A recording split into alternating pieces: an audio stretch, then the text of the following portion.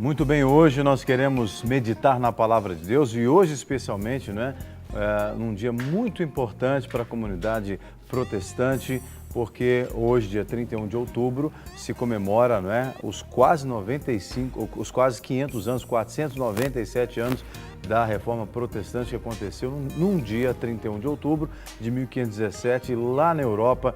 Hoje teremos um convidado muito especial da Igreja Luterana para falar muito sobre a questão da Reforma Protestante, mas a gente quer pensar um pouco sobre o que é algumas das coisas que a Reforma trouxe para a gente, ou deixou de legado, E para isso eu quero pensar juntamente com você num texto que está em Romanos, no capítulo 12, que é aquele texto que é muito conhecido, começa com versículos muito conhecidos, quando o apóstolo Paulo fala que nós não podemos conformar com este mundo, mas temos que ser transformados, temos que ser transformados pela renovação do nosso entendimento, para que experimentemos a boa vontade e a perfeita, a boa, agradável e perfeita vontade de Deus.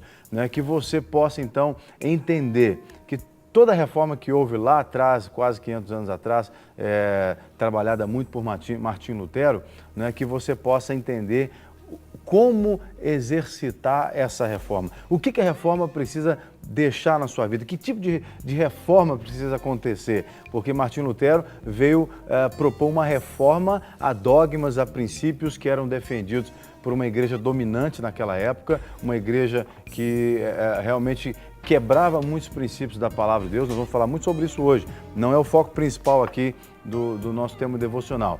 Mas o que a reforma deixou de legado ou precisa deixar?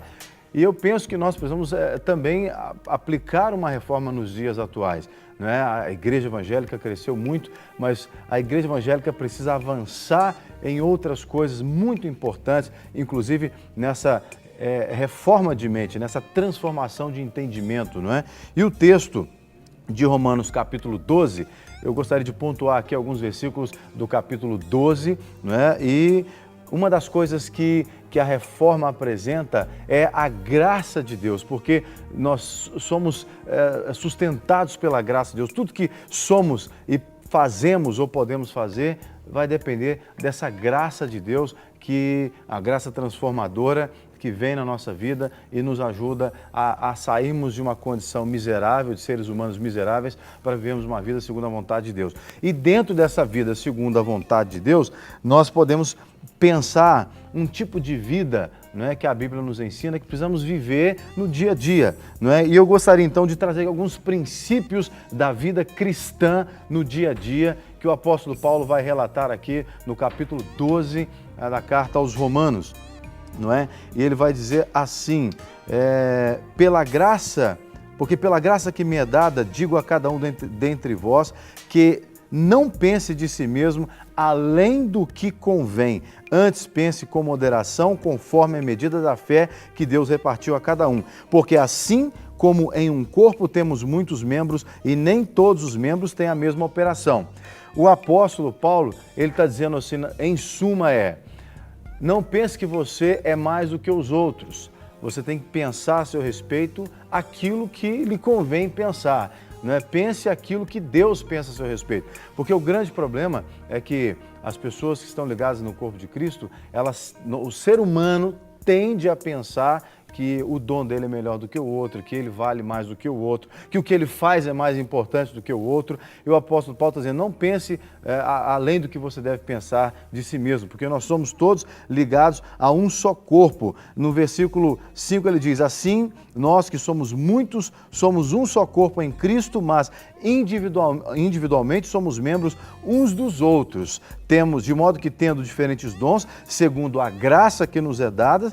Aliás, uma dos princípios fundamentais que a Reforma Protestante prega é exatamente isso, a graça. Somente a graça de Deus é que pode intervir na nossa vida. E Paulo reforça isso aqui. Pela graça que nos foi dada, quem tem dom de profecia, se o dom é profecia, que seja segundo a medida da fé. Se é ministério, seja em ministrar. Se é ensinar, haja dedicação ao ensino. aquele que exorta, use o dom de exortar, o que reparte, faça com liberalidade, o que preside, faça com cuidado, o que exercita com misericórdia e com alegria.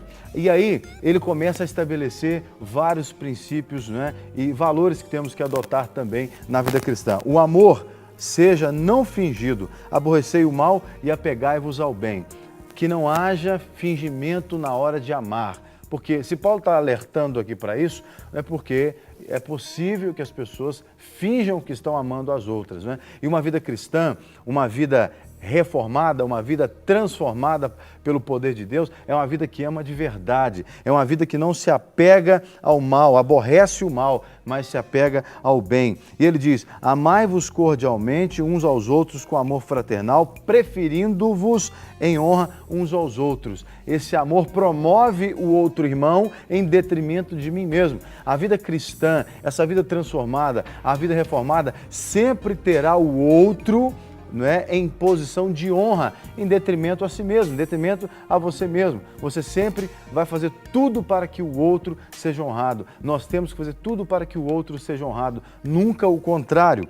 E ele continua dizendo uma coisa muito importante que precisa acontecer na nossa vida hoje. Não sejais vagarosos no cuidado.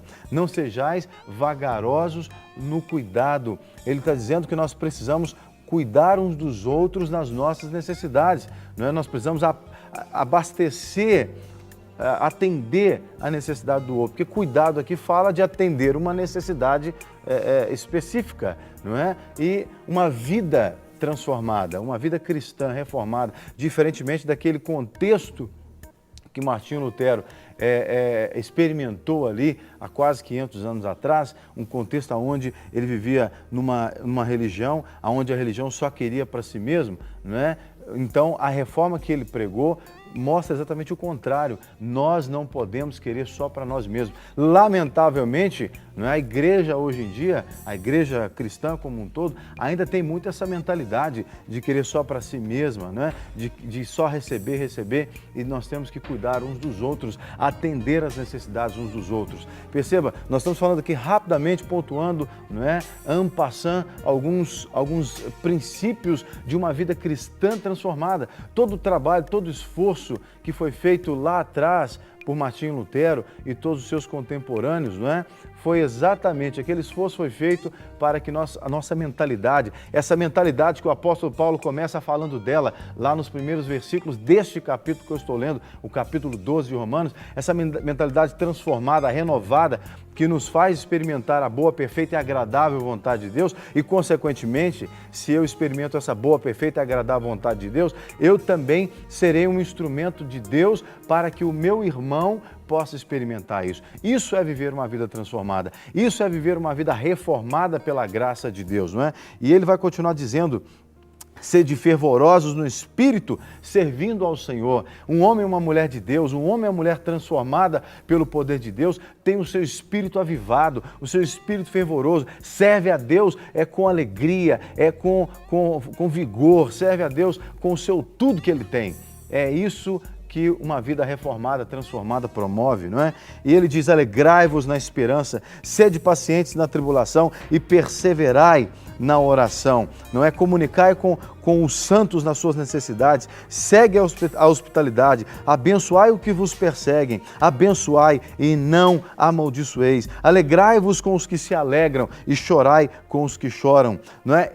Ele diz aqui que nós precisamos estar um do lado do outro, como membros desse corpo, onde Cristo é o cabeça. Nós precisamos manifestar essa vida fervorosa, uma vida piedosa, mas uma vida que reflete no dia a dia, não é? Essa transformação causada pelo Evangelho de Jesus Cristo. Foi isso que a reforma tentou enfatizar, coisa que se perdeu ao longo dos séculos, não é? A igreja primitiva viveu isso. Né? Viveu isso que o apóstolo Paulo está dizendo aqui é o reflexo da igreja primitiva. Paulo viveu naquela época, né? Então hoje nós precisamos buscar, reformar, transformar, renovar tudo aquilo que não passa por isso, tudo aquilo que não está alinhado a esses princípios fundamentais da fé cristã. Que seja assim na sua vida hoje, que você faça a diferença, que você possa dizer, eu sou alguém que fui transformado, renovado pelo poder de Deus, do Evangelho de Jesus Cristo, o Evangelho anunciado por Jesus Cristo, mas defendido também, vivido por homens ao longo dos séculos e será vivido por mim também no século 21 e eu farei diferença no contexto em que Deus me colocou. Que seja esse o desejo do seu coração e dessa forma você então poderá manifestar a glória de Deus, né? E Deus vai te usar poderosamente. E nós vamos orar para que seja assim de fato na sua vida, em nome de Jesus. Amém. Amém.